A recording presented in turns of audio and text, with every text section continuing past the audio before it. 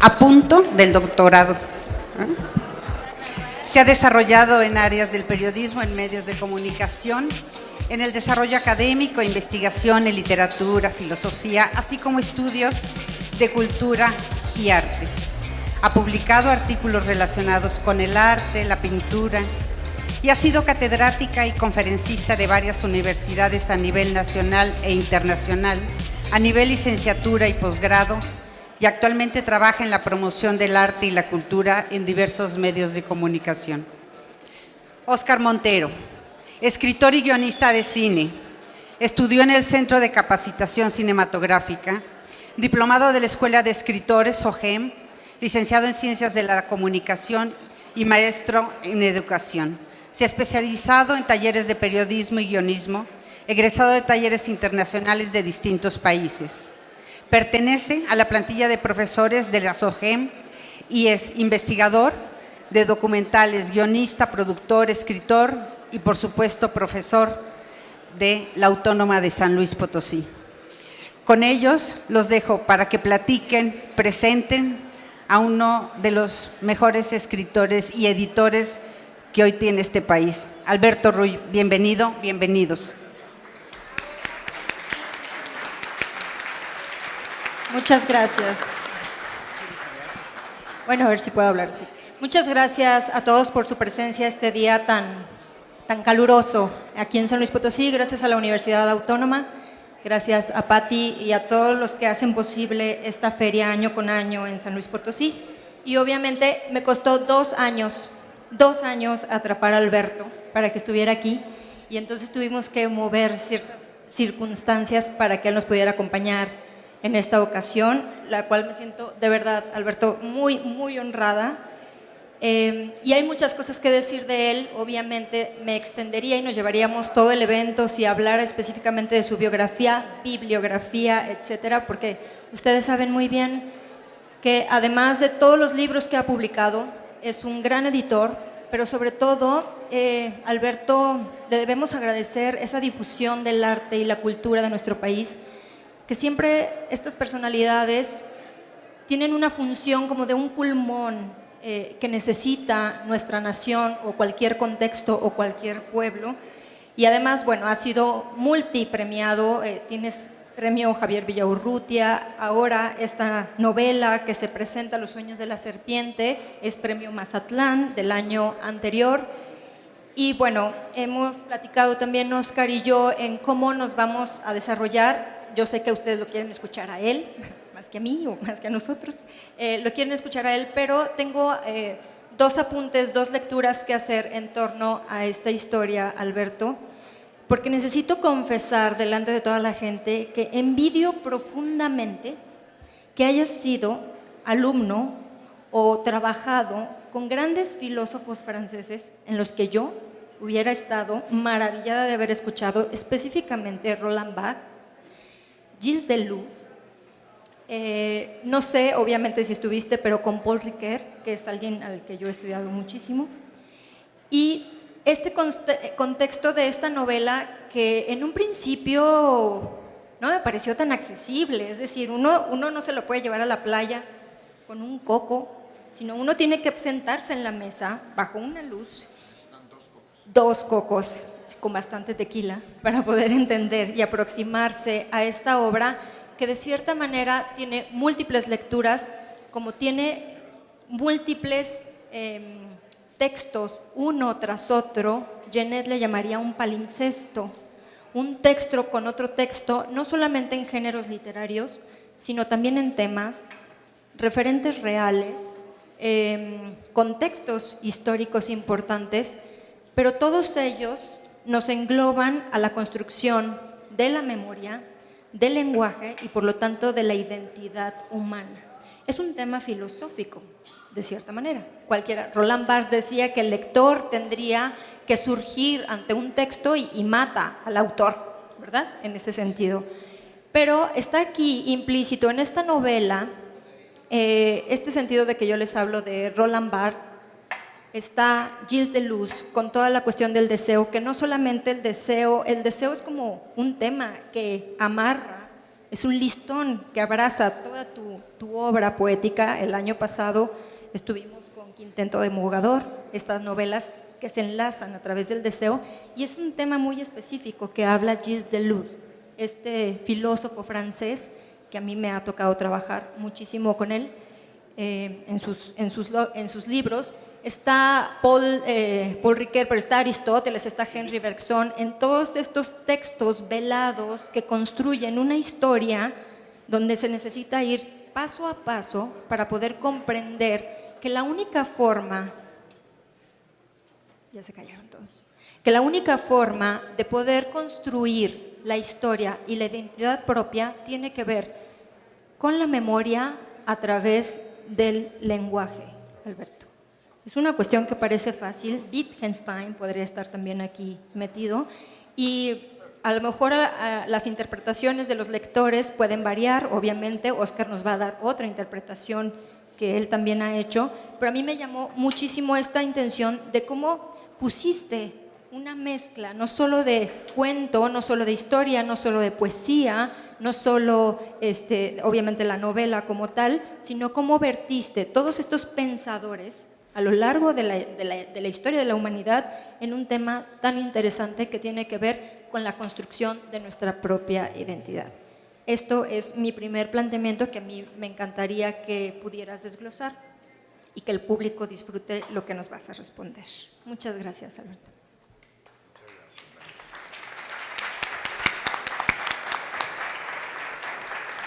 ¿Quieres hablar? ¿Quieres que yo ¿Hablan los dos? Y luego Sí. te va a dar para la parte de Ok. Bueno, muy bien. Bueno, antes que nada, por supuesto, lo que corresponde es agradecer, y yo estoy muy agradecido con todos ustedes porque estén aquí, muy agradecido con la universidad por organizar esta feria fabulosa, y que me siento muy orgulloso de comenzar las presentaciones, y con la enorme responsabilidad, además, con todos ustedes, qué pacientes. Normalmente los rectores y los secretarios generales se van corriendo y no se quedan a la primera presentación, así es que me siento muy honrado por su presencia, y muy honrado también de mis amigos de la UNAM, que son escritores los dos, porque Socorro, claro, tiene la función de ser directora de publicaciones, pero es una gran novelista, y Álvaro Uribe también es un gran novelista mexicano, así es que me siento muy honrado, ¿no? Y por supuesto, las personas que me han traído con un enorme afecto e interés intelectual. Vanessa, por supuesto, desde el año antepasado, buscando la fecha para que viniera, y Patricia, las dos Patricias de la universidad, muchísimas gracias. Y yo quiero comenzar con una nota de afecto. Yo tengo un afecto muy especial por San Luis Potosí, desde que en Artes de México hicimos un número sobre la ciudad, que además se ha transformado tanto desde entonces. Hay tantas nuevas instituciones culturales, no existía el Centro de las Artes. Hoy en la mañana vengo de visitar el Museo Leonora Carrington, y es realmente muy conmovedor sentir la presencia de Leonora, que era mi vecina y que conocí muchísimo, y que he editado varias cosas sobre ella y de ella. Sentirla en la manera tan bien puesta en que está su obra aquí en San Luis Potosí, y que es un honor para ella estar en San Luis Potosí y viceversa. Así es que me siento. Y también yo quiero mencionar, porque no puedo no hacerlo, a una persona que ha sido muy importante y que está presente no solo en este libro, en todos mis libros. Es una mujer de San Luis Potosí que se hizo amiga mía y de mi esposa. Cuando nosotros llegamos a Francia, ella fue como estudiante, y como estudiante sin recursos, pues todos hicimos trabajos de todo tipo, desde cuidar niños, vender pollos en mercados sobre ruedas. Ella, además, como era más lista, rápidamente pasó de vendedor en los mercados a ser secretaria, y trabajó en instituciones mexicanas e internacionales, y llegó a ser asistente directa del director de la UNESCO durante muchísimos años. Es una mujer de San Luis Potosí, Mari Carmen Castro, que desgraciadamente el cáncer se la llevó en diciembre. Ella vivió 40 años en Francia, se quedó allá. Y en el momento en que ella se retiró, se dedicó a hacer libros y se convirtió tal vez en una de las artistas más reconocidas de la encuadernación artística en Francia. Para mí por eso es también además muy merecido que se le mencione en una feria del libro, aparte de mi interés personal. Mari Carmen Castro vino solamente pues, a pasar sus últimos días aquí y yo quiero recordarla hoy con enorme afecto. Perdón, muchas gracias. Y bueno, agradezco tu lectura tan interesada y tan sabia. Yo siempre me intimido un poco ante la gente tan sabia y me alegra muchísimo más que en el momento en el que estás en el umbral de tu doctorado empieces. Además veo que has documentado perfectamente todo y que te has ido al libro que está hermanado con… Bueno, todo lo que yo hago está relacionado de alguna manera. Todo tiene que ver con una investigación sobre un tema que tiene dos maneras de decirlo. Una manera muy poco prestigiosa y una manera muy prestigiosa. La manera prestigiosa es explorar el tema del deseo y el deseo femenino, instrumentos académicos y todo. Y el otro tema era…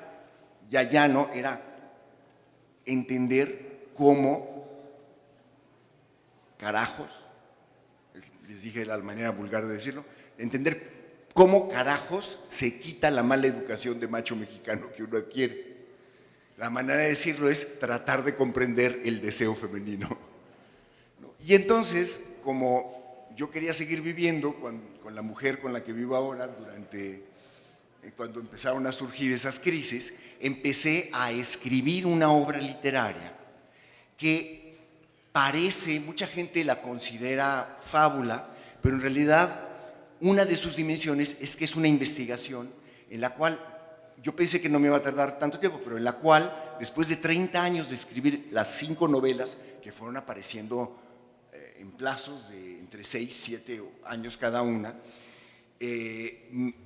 cuando ya aparecieron, yo conté las entrevistas a mujeres en las que yo me basé, y eran 625. 625 entrevistas que están ahí, en las que pues desde el principio yo me di cuenta que lo importante no es lo que yo piense, o sea, la opinión es lo más banal que uno tiene, por eso se usa para ser partidarios. Y como decía una de las personas que tienen que ver con este edificio, el señor que fundó los colegios jesuitas, cuando uno es partidario se ciega, porque ser partidario ciega. Lo que uno debe tener, y para eso se fundaron los colegios y las universidades, no importa de cuál partido, hay que tener un deber de inteligencia. Ser partidario ciega, y uno que está en una universidad y que hace estudios universitarios necesita nunca renunciar a un deber de inteligencia por encima de todas las luchas partidarias. Y eso lo dijo San Ignacio, y eso es algo que todos los escritores también nos planteamos todo el tiempo. Tenemos que salir de nuestros prestigios y tenemos que ir a preguntarle a la persona que sabe lo que uno no sabe, es decir, todo, ¿no? Y sobre todo en la literatura, ¿no? La literatura que es la vida, uno tiene que ir. Entonces yo me dediqué durante mucho tiempo a preguntarle a muchas mujeres sobre el deseo, sobre cómo vivían ciertas situaciones, y el deseo es el tema que se explora, pero ya luego contado no como sociología o como un reporte académico, sino que también, digan, pues hice los doctorados necesarios para poder hacerlo, sino como lo que yo no estaba preparado para hacer, que es hacerlo de manera narrativa. Lo más difícil es encontrar la forma literaria para cada uno de esos deseos. Es mucho más difícil encontrar la forma del cuento preciso, la forma de poema, la forma literaria específica, porque no todos los contenidos pueden ser metidos en la misma forma. Hay que inventar una forma para cada cosa que se tiene que decir. Y entonces esa exploración es esto. Pero yo intencionalmente dejé de lado, porque me interesó muchísimo el tema de cómo salir de mis problemas, el pequeño problema de esa educación machística mexicana. Puse un énfasis en la dimensión luminosa del deseo. Por este afán de salir, hay una dimensión que uno tiene que alcanzar y hay una búsqueda de la relación luminosa. Y entonces dejé de lado la otra dimensión que es muy presente, nadie lo puede negar, que es la relación de el mal y el deseo y el mal. Y entonces, cuando terminé este ciclo, que tiene una arquitectura específica, dije, ahora sí, me viene el reto más difícil, que es hablar de el mal. ¿Y dónde está el mal? En gran parte está en la política y en la historia. O sea, también está el bien, por supuesto, en ambas, pero el mal abunda en la historia.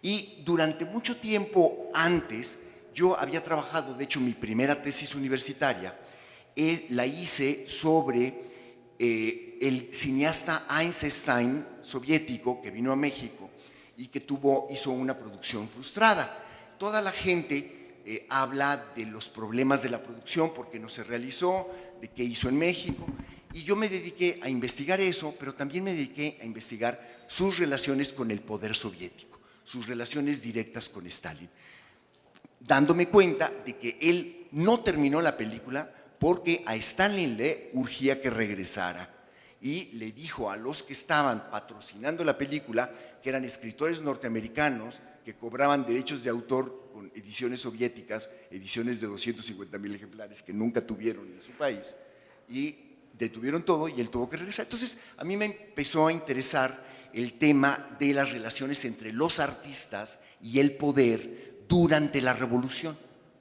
Y cuando ya fui a Francia, me dediqué pues, a tratar de aprender ruso y aprender toda la historia, que no lo aprendí tampoco, es fue un buen señalamiento de mis límites, de mi IQ, como dicen, de mis capacidades, pero bueno, aprendí lo suficiente para leer algunas cosas y aprendí toda la historia de la gente que de buena intención quiere creer en que un cambio es posible y que hace todo lo posible porque ese cambio sea posible. En el campo de las artes había un líder que era Malevich. Malevich decía, la revolución también tiene que hacerse en las artes. Todo hay que subordinarlo al cambio. Muy pronto se dio cuenta de que a los políticos, directamente a Lenin, todavía vivía, no le interesaba un arte revolucionario, lo que le interesaba es que el arte fuera propaganda. Lo que le interesaba es que el arte sirviera no para revolucionar la sensibilidad de las personas, sino que sirviera para el fin político que él tenía. Y eso va evolucionando de una manera tal con la cual al morir Lenin, que Lenin fue bastante represor de esto, pero Stalin fue ya al máximo y creó todo un sistema de apoyo a los artistas y de someterlos a ciertos pensamientos y a ciertas formas, etc. Pero a mí me fueron interesando durante mucho tiempo las paradojas, y cuando yo vivía en Francia y estaba trabajando en otro doctorado, en otro tema, me encontré con los archivos de un escritor que ganó el premio Nobel, André Gide, que fue un adorador total de la Unión Soviética. En 1936 él dijo, yo daría mi vida por lo que está sucediendo en la Unión Soviética. Entonces, claro, por supuesto, en la Unión Soviética lo adoraron, le pagaron un viaje para que fuera, él juntó a sus amigos, se preocupó porque hubiera un amigo que sí entendiera ruso, que fue un señor Shifrin, que fue el que inventó la colección de la Pléiade. Para el mundo de los editores este es un dato muy importante.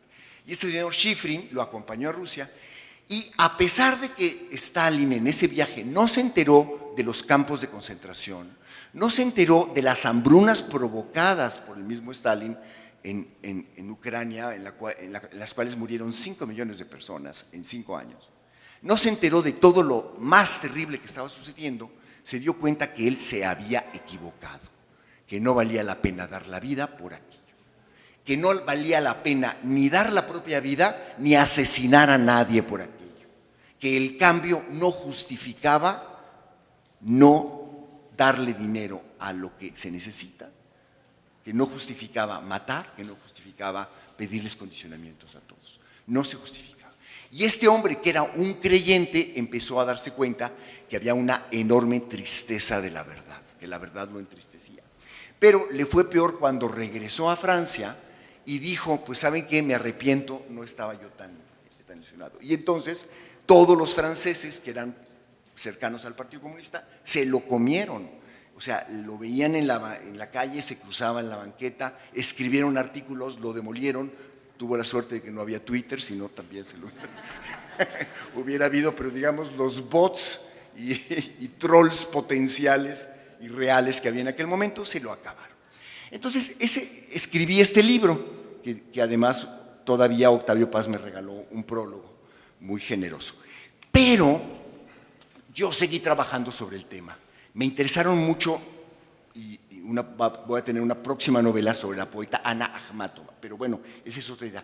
Pero buscando la historia del mal y el deseo, me encontré relacionado con todo esto la historia de la mujer que fue seducida por Mercader para poder asesinar a Trotsky.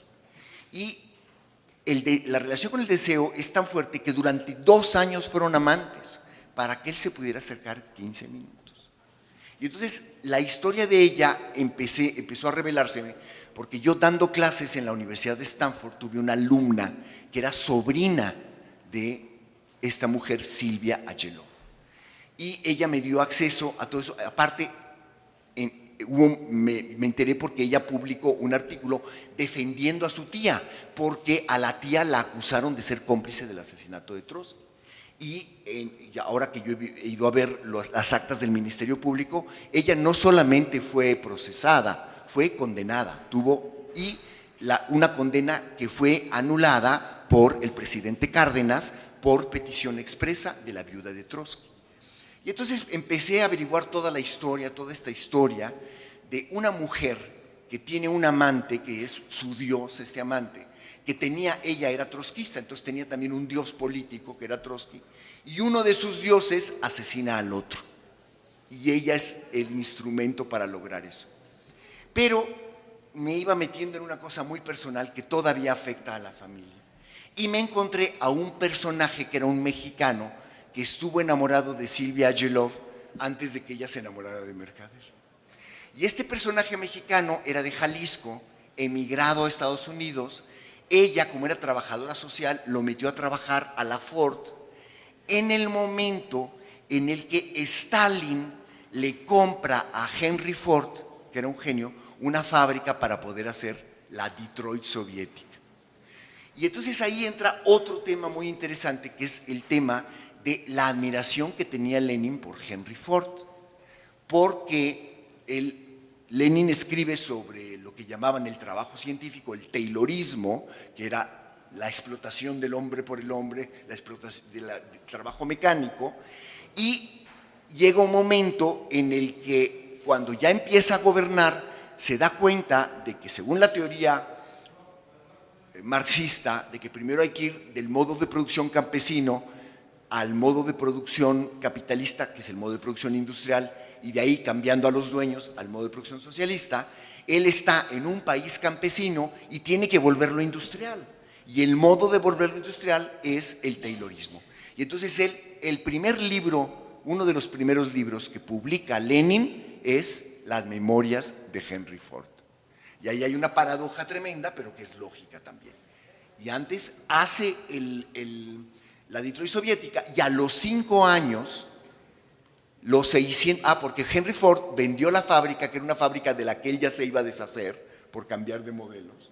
Se la vendió en $42 millones de 1929, pero se la vendió también con 600 trabajadores calificados, que en realidad eran todos los que tenían simpatías comunistas y que se fueron felices a la Unión Soviética y que para él eran problemáticos.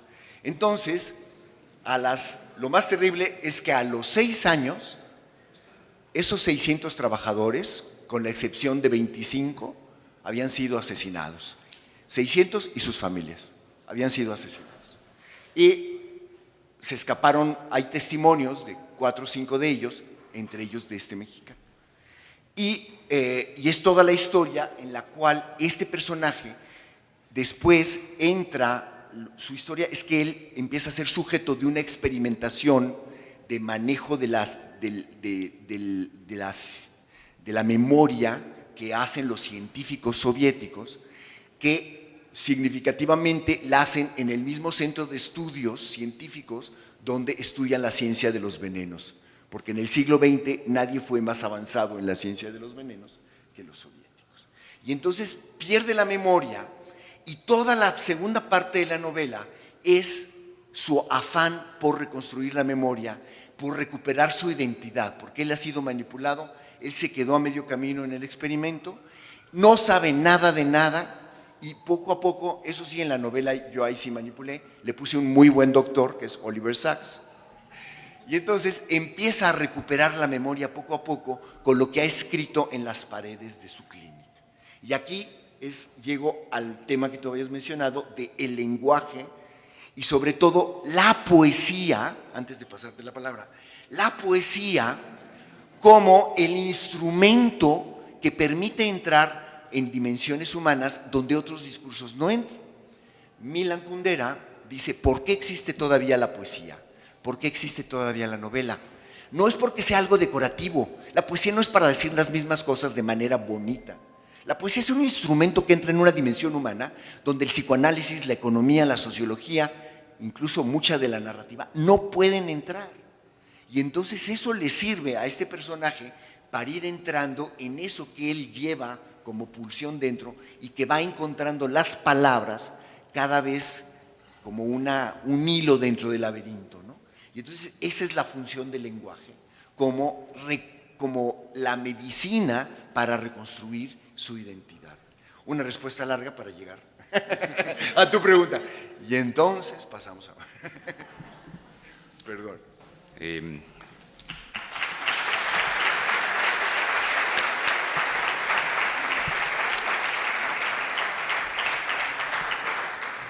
Estas palabras son en memoria de mi Magnus.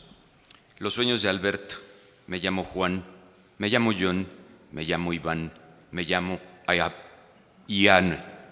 Me llamo 1000 veces otros nombres y si cuando me llames no respondo es porque siempre soy otro y voy siendo en turnos todos los que he sido y todos los que tal vez seré. Bienvenidos a la presentación de Alberto Ruiz Sánchez, quien nos ha traído a esta Feria Nacional la novela con la que obtuvo el Premio Mazatlán de Literatura 2018. De su obra, Los años de la serpiente, publicada por Editorial Alfaguara, la prensa especializada ha señalado que es una novela contenida en una estructura que encierra historias dentro de la historia, voces dentro y fuera de la voz narradora. Vivirás un lento descenso hacia la locura. En entrevista, el autor comentó que tardó 8 años para encontrar la forma de ofrecer su libro al público, un viaje por las ilusiones del siglo XX. El tema principal es el deseo y el mal. Es una larga investigación que hace referencia a los temas de la ex Unión Soviética que desde adolescente le interesaron. Cura del ruido, la enfermedad de los modernos. El libro está escrito con una prosa de atmósferas, rompe el canon de la narrativa, haciendo que el ensayo esté presente en la novela.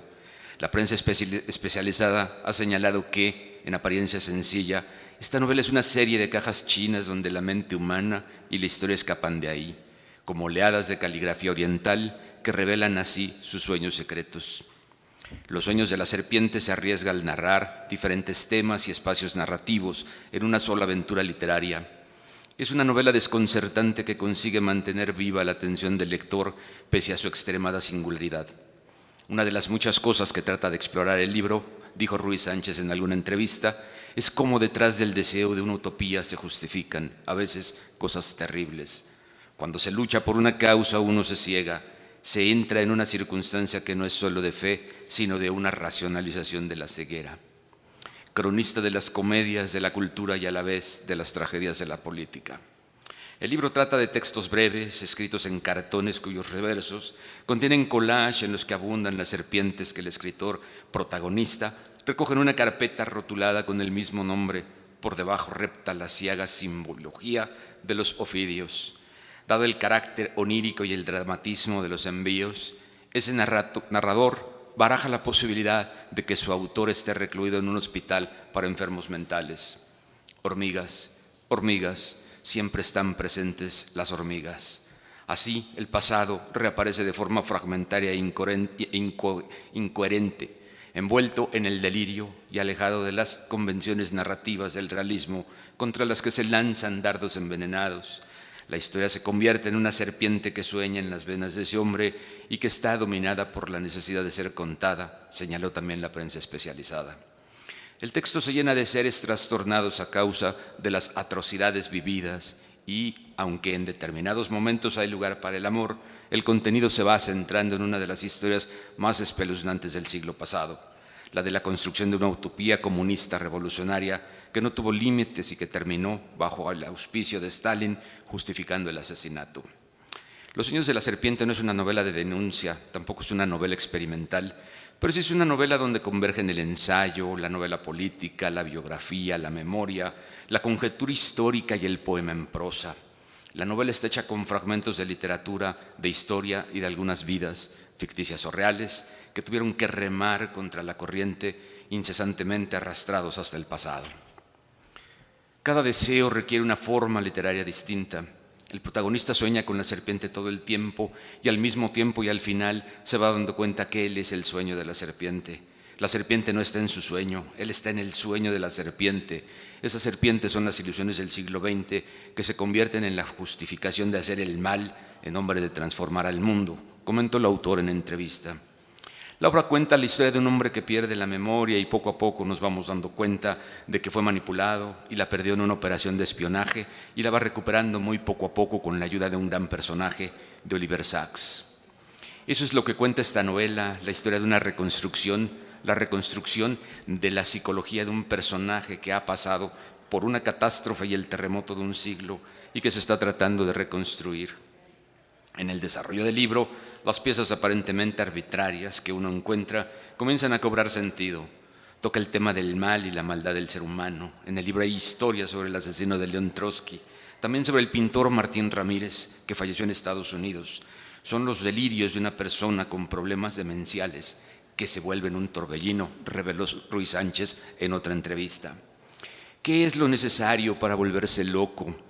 El caso de Martín Ramírez es por demás interesante, considerado uno de los maestros autodidactas más notables de la plástica del siglo XX, vivió recluido en hospitales para enfermos mentales en California.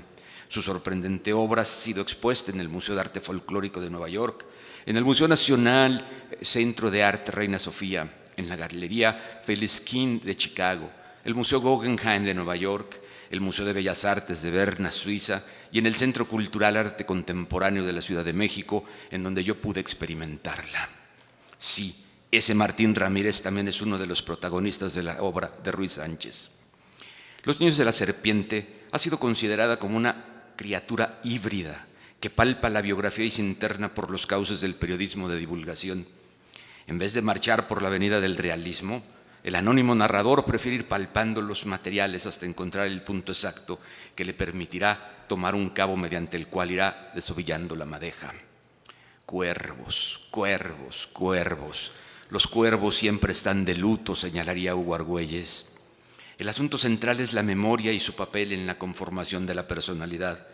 Liberar el pasado de un hombre extraviado en sus laberintos, víctima del mal del siglo y condenado a la locura. Para ordenar su relato, el narrador necesita asentar, colocar en un orden, reconstruir esos papeles. Así se produce el quiasmo. Al principio, el método de edificar un palacio servirá metafóricamente para recuperar la memoria. En la secuencia siguiente, la memoria permite que se levante sin un palacio, sin un laberinto, una especie de sistema de cajas entre las que poco a poco el personaje autor va encontrando el verdadero cauce. Es una construcción de intrincados niveles, un correlato apropiado para un discurso de esas características, la narración de un hombre que se siente encerrado dentro de los ojos de una serpiente y que sueña con una serpiente que a su vez sueña, ajena si el hombre está despierto. Sentado en la oscuridad, detengo el tiempo con la punta de los dedos, un instante y lo vuelvo a soltar. La novela de Alberto Ruiz Sánchez es intensa y ambiciosa. Está integrada por fotografías y dibujos y constituye una especie de autoensayo que campea con la narrativa y está construido con aliento poético. Venenos, venenos, venenos, siempre están presentes los venenos. En la novela también cobra un importante protagonismo el taller de collage Linternas de Santa Marta, impartido en el Centro Femenil de Reinserción Social de Santa Marta, Acatitla, en el DF, proyecto coordinado por el artista Luis Manuel Serrano.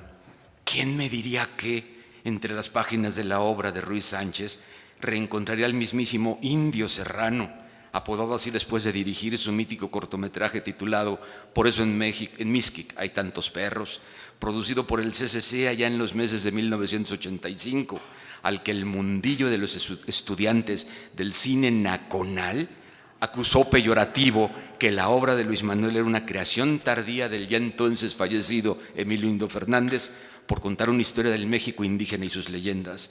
Le acusaron entonces de querer ser el nuevo Indio Fernández. Una de las esencias de la literatura es darle orden al caos de la vida, aunque sea por un segundo, un poema, un deslumbramiento poético, una revelación literaria. Ordena el caos que vivimos todos los días y esa es, creo yo, una de las funciones de la literatura. Y es un orden que no dura, por supuesto, pero es parte de las maravillas del pensamiento convertido en obra sensible, señaló Ruiz Sánchez en otra entrevista. Los libros, consideró también él, son lentes que me ayudan a leer la vida y la influencia e inspiración de sus historias provienen de muchas partes. Las estructuras de mis libros no están tomadas de la literatura, están tomadas de las artesanías, están tomadas de los textiles, de los azulejos, del arte, de la caligrafía y de la música también. No creo que la novela sea una fórmula. Todos y cada uno de los libros que he escrito en algún momento han sido todo eso: mis manicomios, mi prisión, mi refugio y también mi valle, mi mar, mi mundo, mi universo. Gracias a Manuel Villar por seguir apoyando este puente de comunicación entre los autores y todos nosotros, sus lectores. Gracias a Editorial Alfaguara por el apoyo para que Alberto estuviera con nosotros.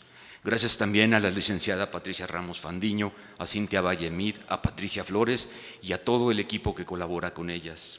También debo agradecer a Aristegui Noticias, Crónica, El Financiero, El País, La Jornada, Letras Libres, Milenio, W Radio, Zócalo y a la prensa local de Mazatlán y de Culiacán, pues sin los escritos y entrevistas que ellos publicaron sobre el tema, yo no hubiera podido lograr este collage sobre Lev Davidovich, las hormigas, Frida y sus xoloscuincles, Lavrenti Beria y sus venenos, la religión y la utopía, Silvia y Mercader, el Luzbel de África Samperio, los cuervos, Alberto Ruiz Sánchez, la casa en la calle de Viena, la Detroit soviética, la poesía de Pizarnik, la fe revolucionaria rusa y la explosión de la fe revolucionaria islámica, las páginas de este singular libro de texto para iniciados llamado Los sueños de la serpiente y desde luego Los sueños de Alberto, siempre los sueños de Alberto. Disfruten de la Feria Nacional del Libro que organiza nuestra universidad y que hoy comienza aquí. Gracias.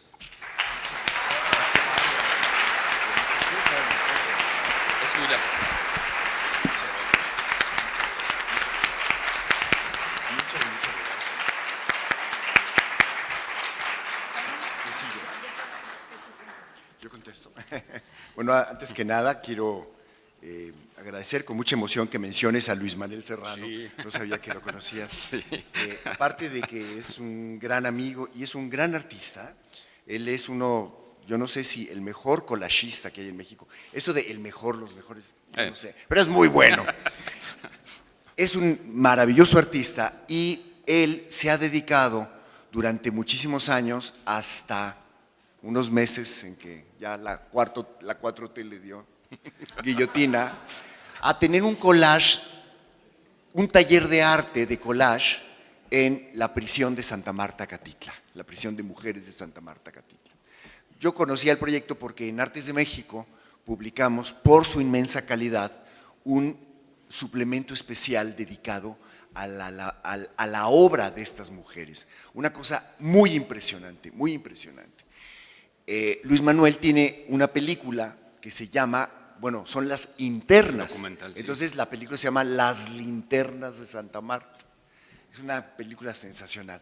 Y él fue el que me hizo conocer todo este mundo. Una de las cosas que me impresionó desde el principio de lo que hace Luis Manuel es que si ustedes van a visitar Santa Marta, ven lo que ellas hacen y en estos collages, donde ellas recortan revistas, todos los amigos le hemos dado montañas de revistas femeninas, o sea, a veces lugares comunes de perfumerías, fotografías comerciales, y ellas logran hacer con eso unos collages donde se expresa lo profundo que llevan ellas de la herida humana.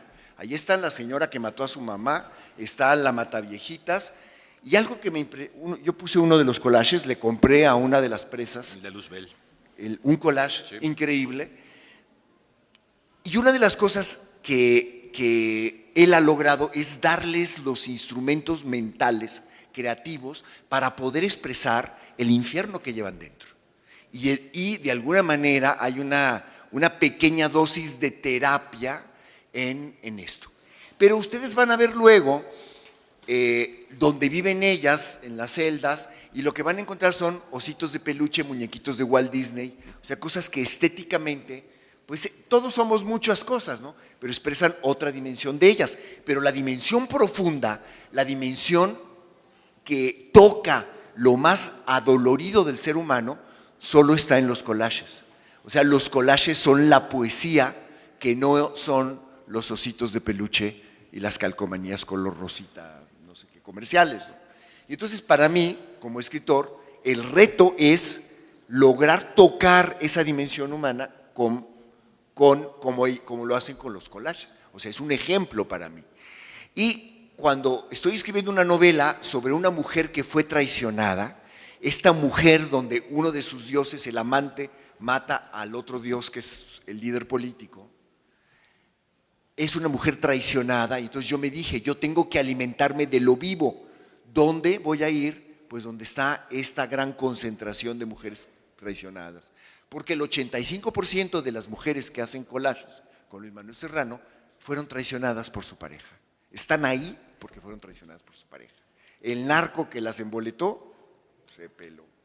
El marido que las metió en el negocio sucio, se peló. Y ellas se quedaron en la cárcel, ¿no? Y entonces, hablar con ellas, de alguna manera, nutrió la parte humana que hay en mi personaje principal, ¿no? Por todo lo demás, me encanta todo el collage que hiciste y trabajaste muchísimo, muchas gracias. Encontraste entrevistas conmigo hasta donde no hay, que son las mejores. No, de verdad que muchas gracias. Qué bárbara. Qué bien organizado todo, muchísimas gracias. Patricias. ¿Quieres que abramos una ronda de preguntas con sí, el público? Si alguien le quiere ustedes preguntar digan, algo, yo quiere estoy aquí a comentar sus algo. órdenes. De preguntas y respuestas, sí. Por ahí al público, ¿sí? Que quiera participar. Porque si ustedes no tienen, yo tengo un montón aquí. Adelante. ¿Qué te parece? A ver, le pasamos el micrófono.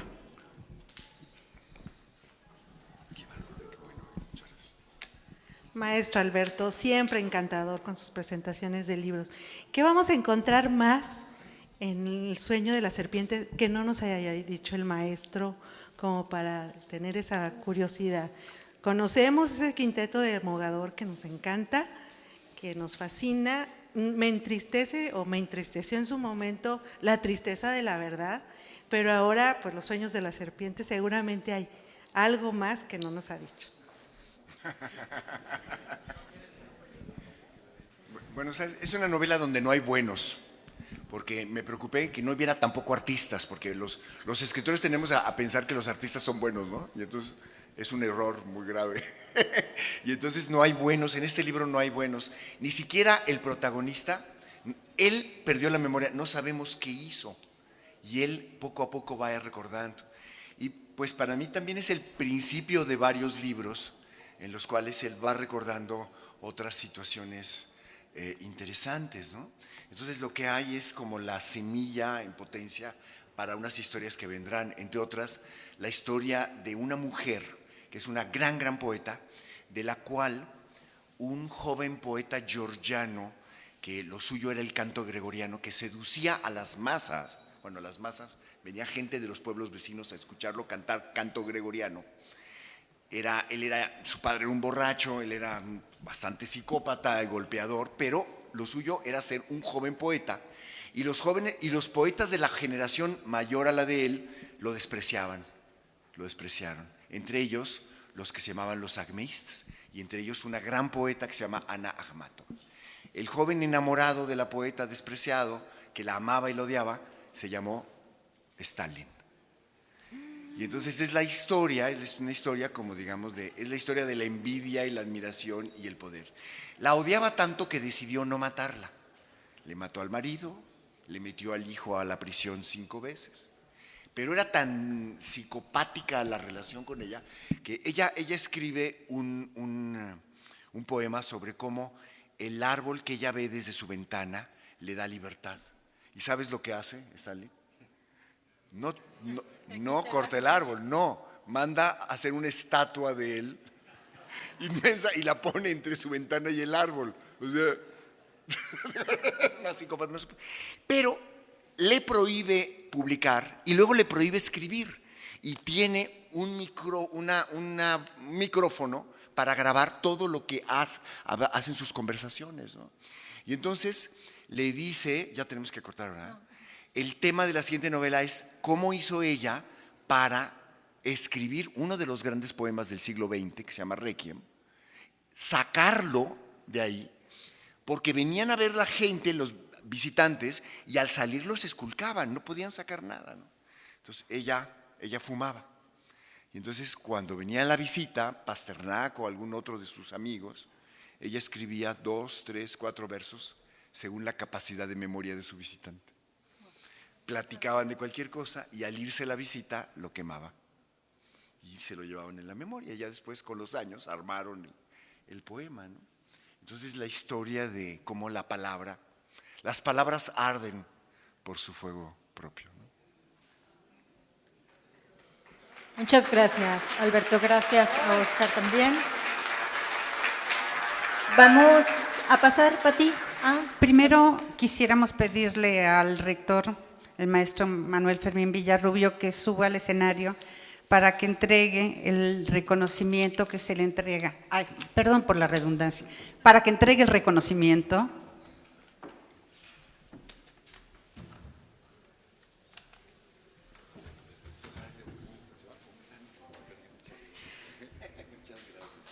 La Universidad Autónoma de San Luis Potosí entrega el reconocimiento a Alberto Ruiz Sánchez por su participación y por la presentación de su libro Los sueños de la serpiente. Una escultura de Leonora Carrington. Y le entregamos también a la doctora, cuasi doctora, Vanessa Cortés.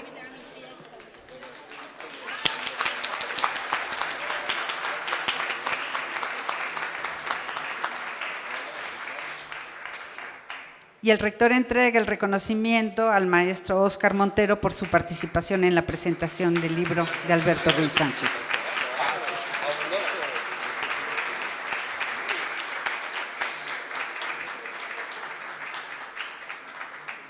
Y empieza la parte que muchos nos encanta, que es, si son tan amables, desde aquel lugar, desde aquella parte, hacemos una fila para que el autor nos pueda firmar.